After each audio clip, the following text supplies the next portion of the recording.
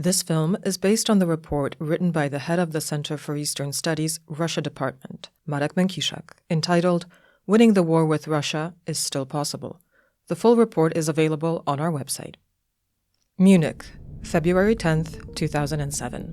Vladimir Putin takes the stage. He's already been Russia's president for 7 years. In this speech, he lays out the path Russia will take in the coming years. It's a path of confrontation. He calls into question the international order. In Munich, these were only words. But in the coming years, Russia would take action. Since then, Russia has constantly been in conflict with the West. Many people in the West are not aware of this fact, although Russia talks about it directly. In today's film, we will explain how to defeat Russia in this war. Following the Munich conference, the Kremlin progressed from threats to actions. This is a list of Russian acts of aggression against the West.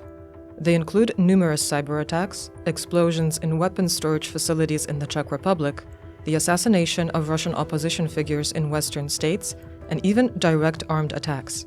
This list contains only publicly known examples and is far from complete. Jesteśmy na wojnie. We are at war. If we pretend it doesn't affect us and we don't have to change much in our lives, then this is self-deception. So it's important to accept that it's inevitable that Russia is simply waging a war against us, and we're obliged to wage a war with Russia one way or another. And we have to bear the costs of it, because if we don't do that, we won't get peace, because we won't reach an agreement with Russia, because it will dictate terms to us that we cannot accept. That's why the only way out for us is to accept this psychologically difficult situation. We need to be patient and determined, to grit our teeth, and try to prepare to act more offensively and ensure that Russia doesn't win this conflict, that it loses it. Before we discuss strategies to defeat Russia, let's turn to Russia's demands. Understanding them is crucial. Above all, we need to be aware that it wants more than just Ukraine, and certainly more than the Donbas. Rosji nie obchodzi Donbas, to był tylko pretekst. Russia doesn't care about the Donbas. That's just an excuse. It wants to control Ukraine, ideally all of it, to subordinate it as a first step towards creating a sphere of interest in the so-called post-Soviet space, or to destroy the Ukrainian state if it can't entirely subordinate it. But that's not all. Russia wants to destroy the current political security order in Europe. Russia still hasn't achieved a strategic victory in Ukraine, but the Kremlin has not given up its maximalist demands. In fact, it has repeated them and done so openly and directly. Putin mentions it in all of his annual addresses, including in February this year. So what will happen if Russia does achieve its demands? Let's look at what that world would look like. Moldova would most likely be next in line. Using political sabotage and military pressure, Russia would attempt to take it over. The South Caucasus and Central Asia countries would follow. If successful, Moscow would pressure most of these countries into some form of concessions. But that would only be the beginning. The Russians are clearly saying that their objective is to destroy the European order. It could also resort to armed demonstrations, such as military exercises or provocations. It could also be testing nuclear weapons. At this stage, Russia will show that it's ready for war in order to scare the West. The weaker the West's reaction, the more Russia will want to pursue further aggressive action. The Kremlin could risk a limited war and the rapid occupation of part of Estonia, Latvia, Lithuania, or Poland. While doing so, it would threaten to use nuclear arms if NATO launches a counterattack. All these moves will be aimed at concessions and limiting the sovereignty of the countries of Central and Eastern Europe. And that would only be the beginning of the consequences. Dictators around the world would see that this aggressive policy works. No I do tego mamy destabilizację, ponieważ... And there would also be destabilization, because countries would look at how effective Russia's aggressive policy is and would realize that they can solve their own problems like that. Not by waiting and asking, not by demanding. They would just take things by force. This means more conflicts and more regional crises and escalations of these crises. And it means something potentially very dangerous. China, in a strategic, though not formalized, alliance with Russia, will realize that it's worthwhile analyzing the Russian lessons, and that they are truly good methods which we should learn from when deciding how to effectively implement solutions to our claims. Taiwan is the first case in point here. This wouldn't be a copying, but it would seriously strengthen the arguments that aggressive policy pays off and that it's worth taking that option. Victory for Russia can have far-reaching consequences worldwide. A new international order, most likely based on China, will be a better place for dictators and aggressors. Former allies will need to find new solutions for their security. I co to oznacza w praktyce? What does this mean in practice? Very many dangerous things. Lost faith in the United States and escape. A situation where various countries which were linked to the US and other countries which were partners of NATO will need to ask themselves who they're dealing with. Is it even safe? Does it make sense to have this partnership, to develop the alliance? Because if they're weak, if they make concessions, if they're unable to ensure an effective deterrence, then we'll have to find another solution. Maybe we should cozy up to China, to other countries in the other camp. And this will mean an arms race because there are no allied guarantees. If we can't count on them, then we need to look after our own security, as there's no other guarantee. And in fact, the best guarantee is having a nuclear arsenal, because that's a genuine deterrent. So what does this mean? It means the proliferation of weapons of mass destruction. That's the natural consequence. It will also lead to greater assertiveness and aggression from other countries, such as Iran and North Korea, and all those countries which belong to the informal anti-Western bloc.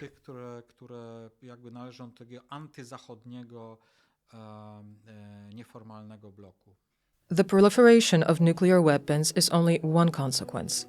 Victory for Russia would impact the entire world. Oczywiście, że w razie zwycięstwa Rosji Of course, if Russia wins, all of America's enemies will be highly motivated to increase their aggressive policy. They'll see that the West doesn't have the determination, the will to defend its interests, even those of the United States itself, but also of the whole Western community, because it's divided. There'll be a window of opportunity. They'll feel the need to push forward, to conquer, to fight, because it's an opportunity. They'll smell blood. They'll sense the opportunity. That's why it's worth paying the price of defense today. Mniej kosztowne jest budowanie. It's cheaper to construct a deterrent by supporting, but also by appropriately sharing the burden with allies and partners, and by building up the image of a country which is strong and prepared to defend itself and its allies, and which uses its strength to foster peace. The peace through strength slogan is a very wise one, and we need to remember what it means. It means, first of all, having potential, and secondly, the will to use that potential. Deterrence needs to be credible if it's to guarantee peace and security. That's why it's such a serious investment. It's truly an investment, not just a cost. It's not a cost because the money is not wasted. This investment pays dividends. Whenever we ask the question, how much is this costing us? Security guarantees also cover the US and the European countries too. We need to change this question a little. How much will it cost us if we don't do it? My answer is, a lot more. It's true that the US has many internal problems and needs to invest its energy and resources into solving them. Because the foundation of a country's strength is its internal strength, so that's necessary. But it shouldn't do that instead of external action, and instead of cooperating with its allies, because cooperation with its allies is exactly what reduces the costs of external security. And of course it means ensuring that those relations are more symmetrical. It's true that some of the costs need to be transferred, so there's greater balance. Europeans need to remember how to very seriously look after their own security. But this does not mean the US should just suddenly move out and abandon them, because that will lead to the exact opposite of the desired effects. That won't solve anything, but will make new problems. It could appear to reduce the costs, but in fact it will generate other, larger costs, because security will decrease, because the enemies of America and the entire Western community will immediately react. But it's our goal to stop them, to defeat them. But there are still voices saying we need to reach a deal with Russia, one which will take its interests into account. Nie ma czegoś takiego jak jakiś It doesn't have any clearly defined security interests which have an end, where we come to an agreement and Russia gets what it wants and secures its security interests. No. Its appetite grows with the eating. If Russia feels strong enough, and especially if it feels its opponent is weak enough to extract more by way of threats, mostly pressure, provocation, but also with force when it needs to, then Russia will do this. Russia draws imaginary red lines for us, but it doesn't draw any red lines for itself. There are no defined borders which Russia is prepared to stop at. Russia will keep moving until we stop it. It's us who needs to draw the red lines. We have to define the borders for Russia and make sure it doesn't cross them. If it tries to do it, we need to punish it immediately and decisively. If we want to discuss how to beat Russia, first we need to define what that would mean. Defeating Russia, first of all, means stopping it from achieving its goals in Ukraine, and later on, against the West. So it's a short-term defensive goal, simply to stop Russia, to stabilize the front line, to strengthen Ukraine, to ensure it stays an independent state that can integrate with the West, so that Russia can't move further forward. This is the minimum we must do.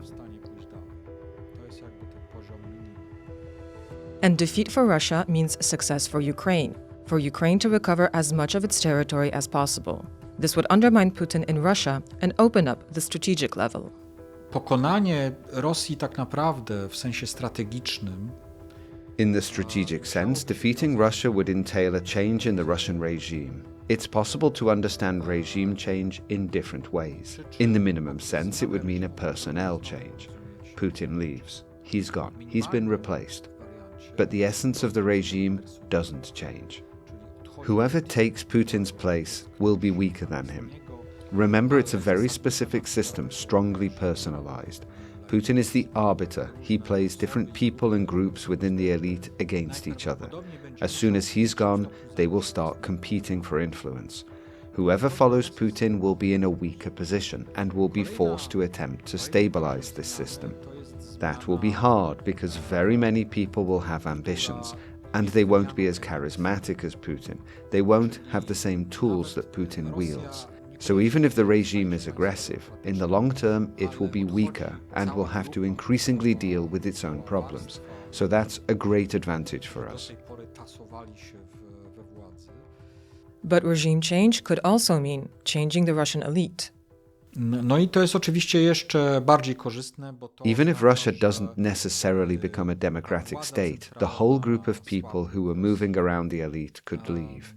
And this would be even better because the central government in Russia would be weaker. Russia would have a chance to focus in on itself, because there's no shortage of problems there, and they will start to surface if the central government is weaker. A spontaneous decentralization process would immediately begin in Russia.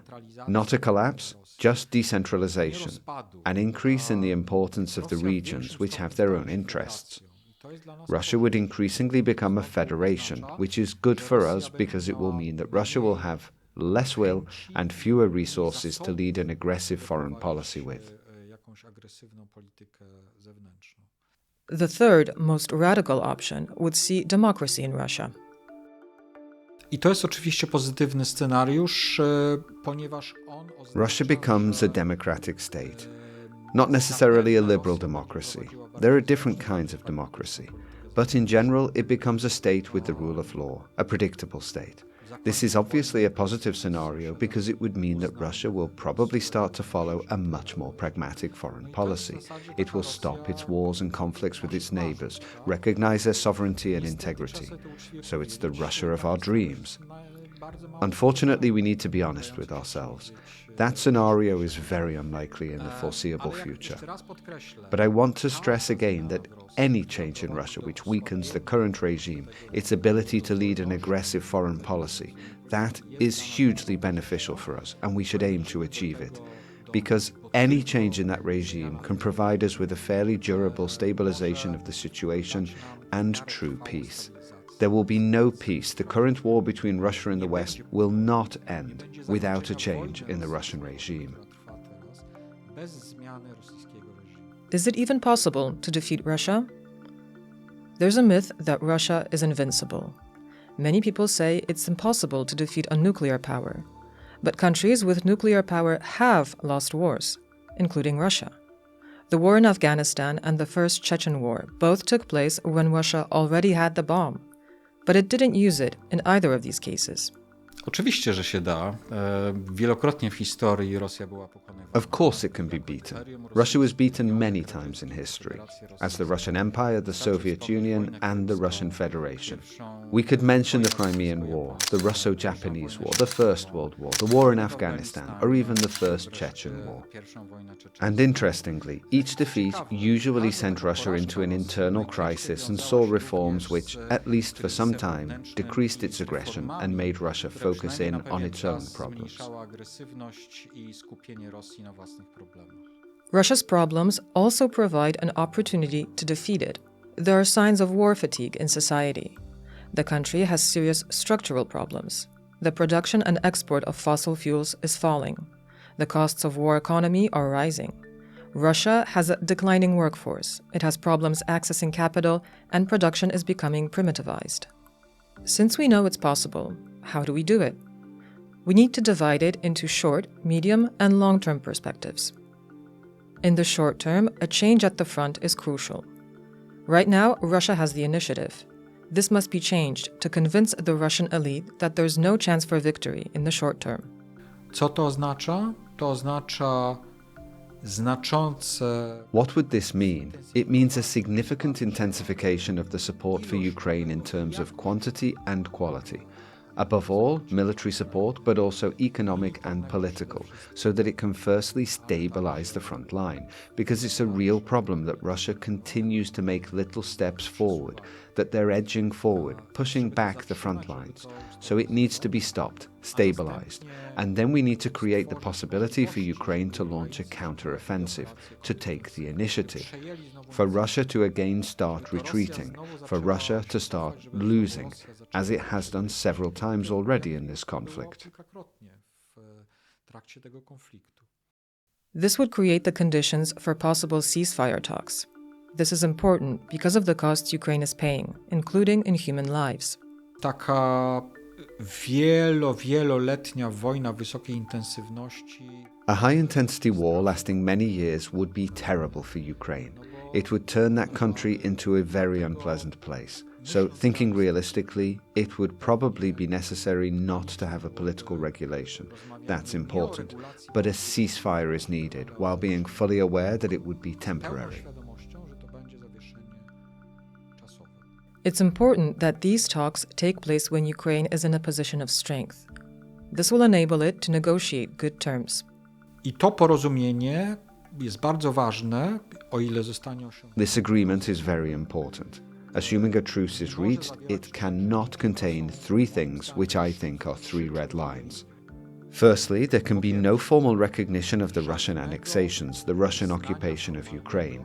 Regardless of the shape and location of the demarcation line, if it doesn't match Ukraine's internationally recognized border, including Crimea, then we can't recognize it as the state border. Ukraine shouldn't do that, and we shouldn't do it. So it would be a demarcation line, not a state border. There will be no legalization of the annexations because that would simply automatically confer political success. It doesn't matter how many of those territories it would be a success for Russia. The second red line concerns Ukraine's sovereignty. There can be no agreement which places limits on Ukraine's sovereignty, which is one of Russia's main demands. There can be no prohibition on joining NATO, no moratorium on Ukraine's NATO membership. There can be no demilitarization of Ukraine, no so-called denazification of Ukraine, meaning some kind of legal guarantee that Ukraine is tied to Russia and that, for example, Russia has the right to intervene in Ukraine's legislative process. Ukraine must have the full possibility to decide for itself and full freedom for European integration, Euro-Atlantic, meaning the processes of joining the European Union and NATO. And the third red line regards the sanctions against Russia. It's no coincidence that in every mention of peace talks in Ukraine, Russia demands the complete lifting of the sanctions against it. But we can't do this until the entire territorial integrity has been returned to Ukraine, and, ideally, when Russia has paid reparations for the war losses which Ukraine has suffered due to Russian aggression. Any lifting of sanctions against Russia within peace talks would only strengthen Russia. It would mean Russia's first success. Secondly, it would mean we'd be helping Russia to quickly rebuild its potential for further aggression against us, not just against Ukraine. So we can't allow that to happen. The next perspective is the medium term, meaning the next few years, let's say until 2030. Over that period, the priority must be to strengthen Ukraine. To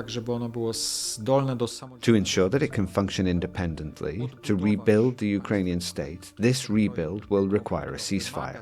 Without that, it's only a fiction. And Ukraine should be integrated into the Euro-Atlantic structures, meaning EU and NATO membership. The sooner the better. Of course, there should be no special dispensation. This should be about genuine, full membership linked with reforms which will have a lasting change on the Ukrainian state, will turn it into a European country which functions according to our standards.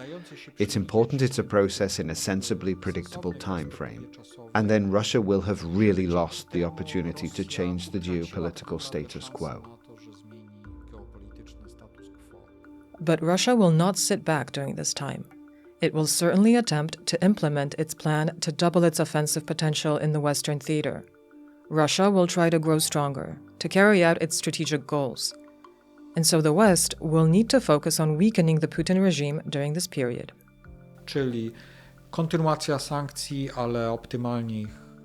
This means continuing the sanctions, ideally extending them. So the regime becomes weaker, and Russia, under this sanction pressure for those years, should reach the point where it has serious economic problems.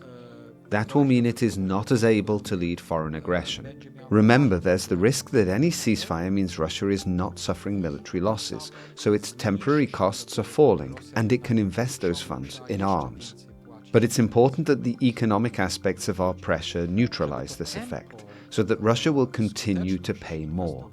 It will face increasing costs, and thus the rate and effectiveness of its investments in the arms industry will be lower. Quite simply, it shouldn't be able to rebuild its military potential, especially not quickly, because it can use it against us. Certain problems should arise which create political risks for the regime. It will also be important to strengthen the West during this period, especially its military capabilities. Long-term, there needs to be a profound political change in Russia. This stage could last years or even decades. Mamy sytuację podobną trochę do zimnej wojny. The situation we're in is a bit similar to the Cold War. It's a large-scale systemic conflict between Russia and the West, and also other aggressive non-Western states. And it's important that in the long term, Russia is on the losing side, just like after the Cold War. The Soviet Union lost the Cold War due to the sustained pressure and crises. It doesn't need to be identical, but history should be repeated. Russia should be unable to keep up in an arms race, that it's unable to effectively economically function. More crises should appear, and the long-term trends which are unfavorable for Russia should be facilitated. This is crucial. Russia's structural problems should be given room to fester. Let's look at the biggest one. Stalin famously and cynically said that Russia has a lot of people. But this is not as true as it once was. Russia is dealing with a demographic crisis. According to forecasts, in 2045, the population will have fallen by 7 million. The most extreme forecasts put that figure at 15.5 million. If these trends continue, then Russia will have fewer people than Ethiopia and the Philippines. These problems have wide-ranging consequences. Russia has a shortage of 5 million workers. As many as 90% of Russian businesses claim they have problems due to insufficient staffing. Nie ma w Rosji bezrobocia, jest brak ludzi do pracy. There's no unemployment in Russia. There are too few people to work. This is because of unfavorable demographic indicators. We have a demographic crisis in Russia, from conscription to the military, and also for volunteers. Above all, the men sent to the front are dying. Many of them are dying there quickly. And so, at the moment, there are no hands to work. In Russian companies and factories, and in industry, except for the arms industry, but even there too we hear about problems. There aren't enough drivers, not enough municipal workers, not enough IT specialists. There's a huge shortage of qualified employees. In the past, they could replace these people with economic migrants. There were millions every year in Russia, but they can't do that now. For many reasons, they're leaving. They're still there, but not in such large numbers. Russia has simply become less attractive due to the inflation, the bad exchange rate, but also because of the lack of safety. Because these people, immigrants with dual citizenship, but not only them, also those with the residency card, they are in one way or another being pressed or forced into signing military service contracts. And they often die at the front. This means that Russia's not as attractive as it used to be for economic migrants when it comes to jobs. Changes in global energy are another problem. Hydrocarbons are less important than they were, and this is a permanent trend. Russia itself has realized this and has tried to make itself less dependent on the production and export of fossil fuels, trying to increase the share in the economy of highly processed and advanced technologies. But these attempts failed. And here we can see yet another problem for Russia, its technological backwardness. The lack of technological cooperation with the West will only exacerbate this. Cooperation with China can only partly offset the problem.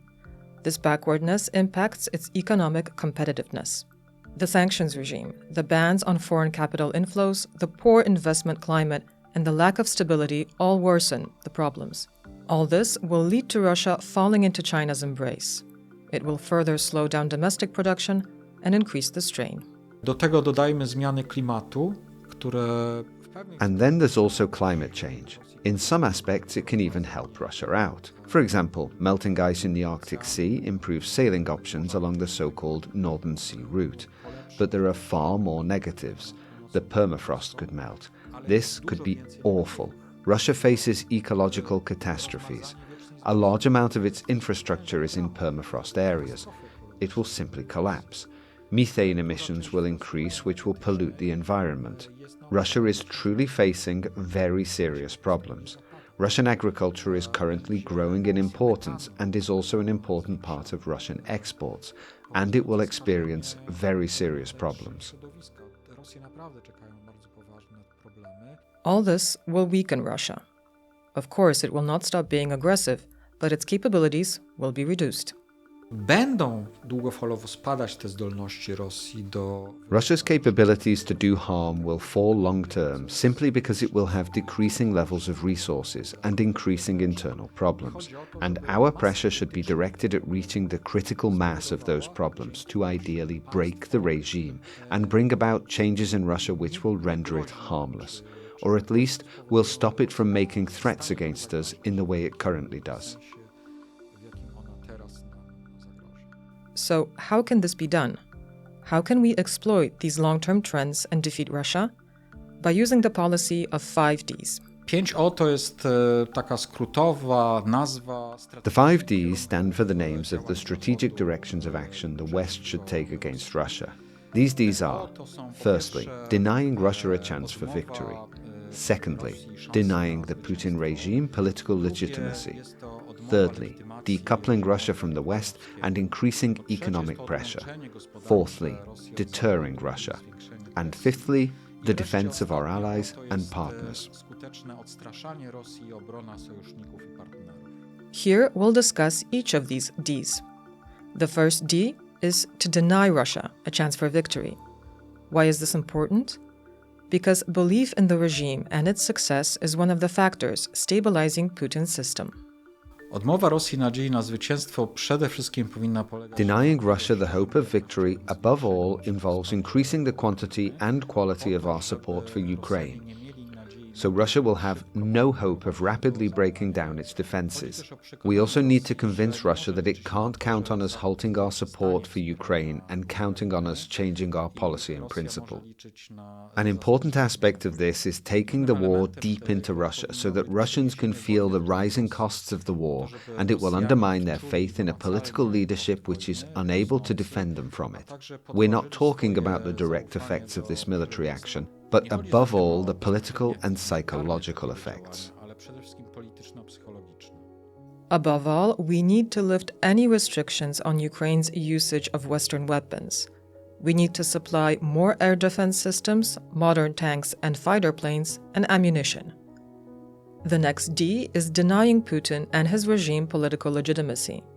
Primarily, this means not recognizing Putin as the legitimate president of Russia or the illegal 2024 election. But more important still is putting the regime on trial. Najlepszym sposobem byłoby po prostu The best way to achieve this is to form a special tribunal on Russian war crimes in Ukraine and to start the trial in absentia. Because we don't have these people, of course. But we can lead to their convictions, presenting evidence. We can show the whole world evidence of their crimes and lead to convicting them like this. These people should have official public stigma attached to them, making them pariahs, at least in the sphere where the Western partners show solidarity to each other, showing that they recognize the verdicts. But it also increased the pressure and problems for Russia, for Russian diplomacy. At the moment, Putin won't travel to most countries because there's an arrest warrant for him. This is a very practical advantage. The mere fact that the warrant has been issued was a huge problem for Russian propaganda because it was very embarrassing. How did they dare do it? And it also makes it harder for those in the West who are still dreaming of returning to business as usual with Russia. Whether it's totalitarian or not, whether it's aggressive or not, they want to at least try to do business there. These convictions would make that much harder. A further aspect which the West should implement is to establish an institute to find some kind of crown witness. Szukamy sposobów We are constantly in search of a way to weaken the Russian regime and break down the cohesion of the Russian elite. This is difficult since it is held together quite strongly by two things. The first and most important is fear. Members of the broader elite, including the business elite, fear losing their assets, their shares, because some of them are still inside Russia. But they also fear for their lives and those of their families, and this is a very strong factor, which means they don't pose any threat to the Kremlin, and in fact collaborate with it. But there's a second aspect: hope. Faith that the present Russia will be victorious in its confrontation with Ukraine and the West. Well, if that's the case, we want to be on the winning side, not on the losing side. And so it's worth trying to show them that there's no chance of victory, to rob them of this hope. This is important. But we should also look for advantages to partly compensate them for their losses. The sanctions are often a problem for these people. It stops them being able to use their shares. There's a controversial idea being discussed.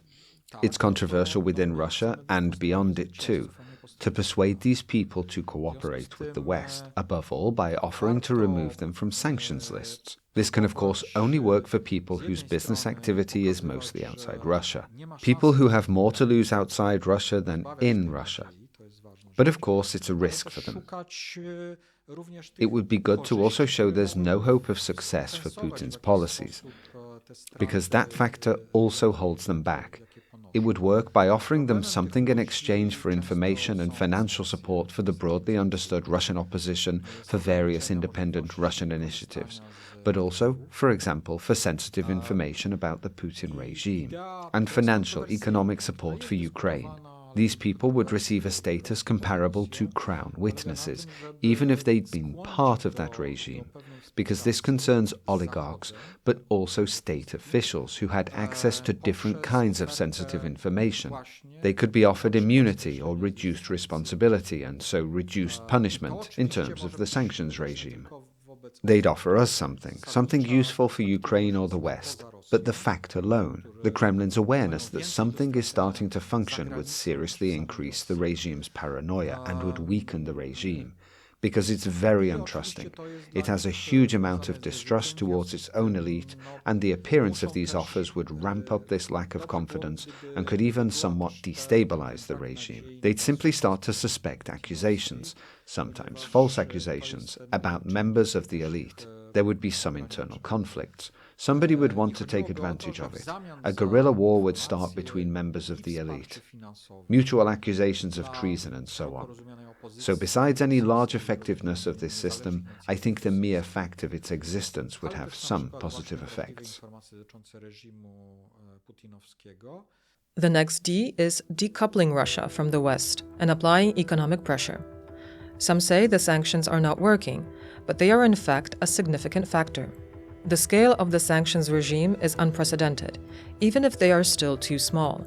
But we must remember what they were meant, or rather not meant, to achieve. Nie było celem sankcji nigdy doprowadzenie do załamania rosyjskiej gospodarki. The sanctions were not intended to lead to the collapse of the Russian economy. This was never in doubt. The West didn't want this. That's why the sanctions have been introduced cautiously from the start. They were very serious. They were unprecedented in terms of Russia's relations with the West, but they were still very considered, probably too much. Introduced avoiding certain important sectors, especially the energy sector, which is crucial for Russian revenue. Russia was and remains a raw materials country. Oil exports above all, and after that, all other raw materials. These are the catalysts of the Russian economy.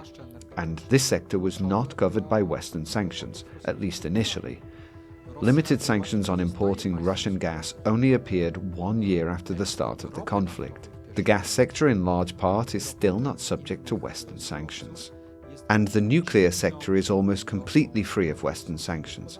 This is down to two factors. Firstly, the fears of destabilizing Russia and also the international markets. For example, the potential increase in oil prices, which is politically sensitive for many of the democratic governments of Western countries. But it could also generate costs and problems for countries previously dependent on imports of Russian raw materials.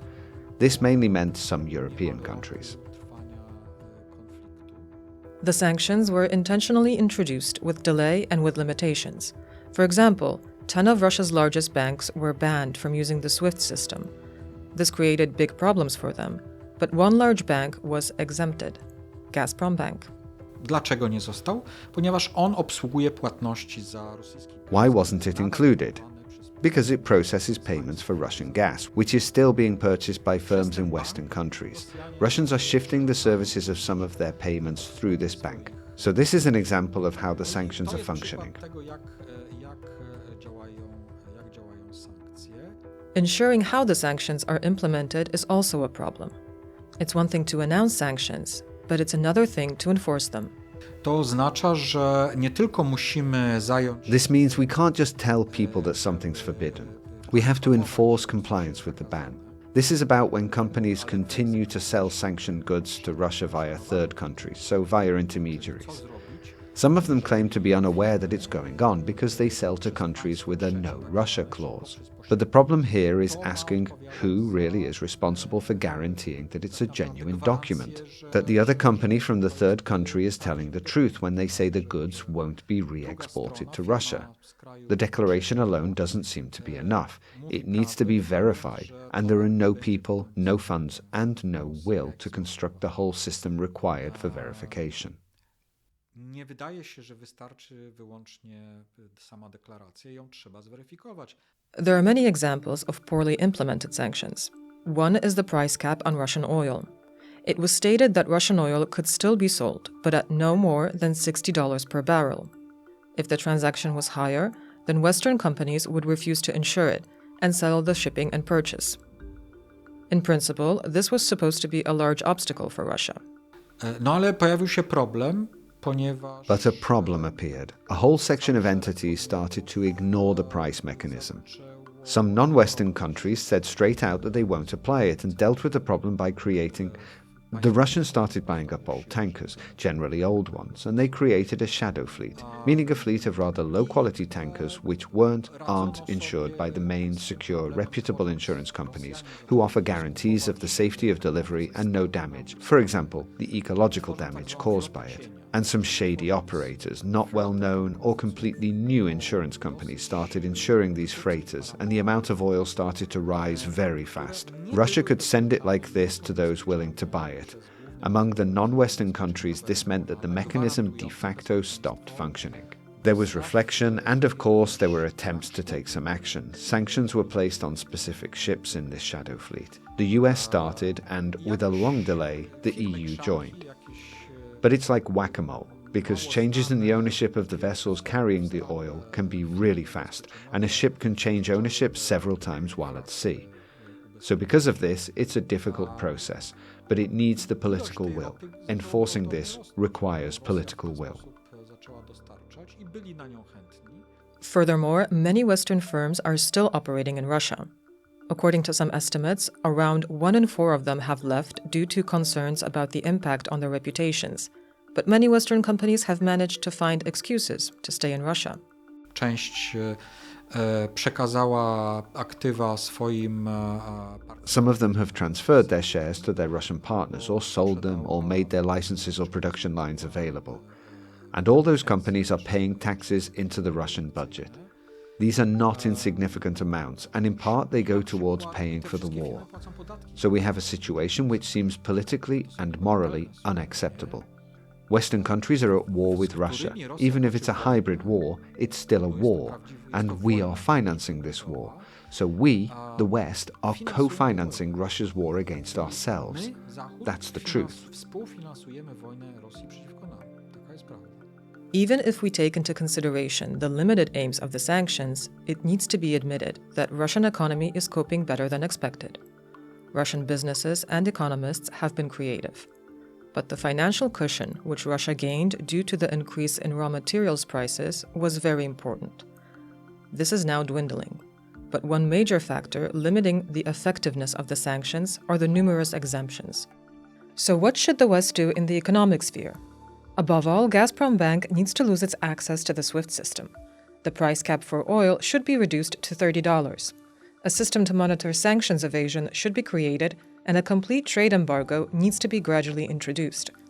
These steps are, of course, difficult to implement. Handel z Rosją, który bardzo poważnie się zmniejszył, bo to jest... Trade with Russia has fallen a lot. The EU's trade with Russia has fallen by over 3/4 in recent years. But some part still remains. There's a problem with consensus among EU member states about whether to increase the sanctions and what could further restrict trade. Let's remember that this brings measurable benefits for Russia. It simply brings it funds for prosecuting the war. So with various attempts to find consensus, and this is tough because we know that some EU member states occasionally actually sabotage attempts at further sanctions with Russia, then certain things will need to be de facto forced through by collective and individual action. One such issue would be the border. A large proportion of EU trade, meaning exports from the EU to Russia, still goes over land. If we talk about imports, above all of raw materials, then these go by sea. But overland shipping is significant when it comes to exports to Russia. Less so with imports, but it features there too. And in order for that trade to continue, there needs to be an open border between EU member states and Russia for haulage firms. So the Finnish border, the Estonian border, the Latvian border, and the Polish border. It would be easy to justify a joint decision in the interests of security because we are faced with provocations, with a hybrid war which instrumentalizes migrants. There's a war in which the Belarusian regime uses migrants. We should treat that regime equally to Russia's. It's justified. There are genuine arguments for the complete closure of the border in the interests of security. This is happening, for example, with movement between Finland and Russia right now, so a de facto closure of border crossings of the countries bordering Russia and Belarus, meaning Finland, the Baltic states and Poland, would actually paralyze a large part of the remaining trade between Russia and the EU. Quite simply, it would be physically impossible to carry those goods. Not everything can be shipped by sea, and there's also the cost factor. The final two Ds are deterrence and defense. The first obvious demand is to increase defense spending. At present, the minimum level in NATO is 2% of GDP. In our report, we call for this to be raised to at least 3%. To wsparcie, jakie udzielamy Ukrainie i presja sankcyjna... The support we provide for Ukraine and the sanctions pressure placed on Russia are very expensive for us, but we need to remember the costs of the alternative policy, meaning if we stop it, strengthening Russia, and above all if we enable it to be successful in Ukraine. This would drastically raise the costs we'd have to bear to deter and defend ourselves against Russia. For Poland, over 4% would certainly be too little, more like 7% of GDP. And this would be the same for a large number of other countries for them to effectively defend themselves against Russia in its next phase of aggression. It's also essential to include the countries of NATO's northeastern flank in the nuclear sharing program. This could be done by certifying their F-35 fighters to carry American tactical nuclear weapons. This would increase NATO's deterrence capabilities. And the psychological aspect is another, often underrated aspect. Russia needs to be convinced that not only do we possess the weapons, we are also prepared to use them. The Kremlin is constantly probing us. It attacks critical infrastructure, launches cyber attacks, commits assassinations on the territory of Western states, and sends its aircraft into our airspace. To wszystko jest też formą testowania nas przez Rosję. Russia does all of this to test us. They're checking how far they can go without facing serious consequences. So we need to set out our red lines. There's no other way to do it. If we only set ourselves up defensively, meaning we fight the consequences of those Russian actions or try to increase internal security, then, of course, this is wise, but it's insufficient because Russia only understands force. If we do not reply in a way which hurts Russia enough, then it will be encouraged to escalate. So if Russia continues to intentionally violate our airspace, and we need to admit that it's already doing this with Russian rockets and Russian drones, so we should take certain measures to make it clear to Russia that we won't tolerate this, and that Russia will face costs due to these actions. It doesn't need to be a commensurate response, but it's important that it's a clear response for Russia. One example is encountering cyber attacks. If Russia launches a cyber attack against sensitive resources in Western states, it's in the interests of those countries not just to patch the holes and to increase their defense capabilities, but they should also attack. Many countries have the potential to attack sensitive Russian resources and show the Russians what price they'll pay for these actions. In my opinion, this is the only method to create a credible deterrence for Russia. These are only examples. It's crucial to be aware that the fate of Ukraine is currently on the line. But it's also Europe's fate, Russia's fate, and the post-Soviet area's fate, and even that of the entire Western world. Bo dopiero wówczas, kiedy Rosja przegra strategicznie, Only when Russia loses strategically, when we make that country too weak to threaten us, and ideally when the regime changes to one which chooses a different means of pursuing its policies, only then will we be able to say that we're reasonably safe, that we can fully utilize our prosperity. The cost of the alternative to leading a successful battle against Russia, one which leads to its defeat, is simply too high. Concepts such as independence and territorial integrity are simply too important. They can't be put into financial terms. Thank you for watching. If you found this content useful, please check our archive for other analysis on the region.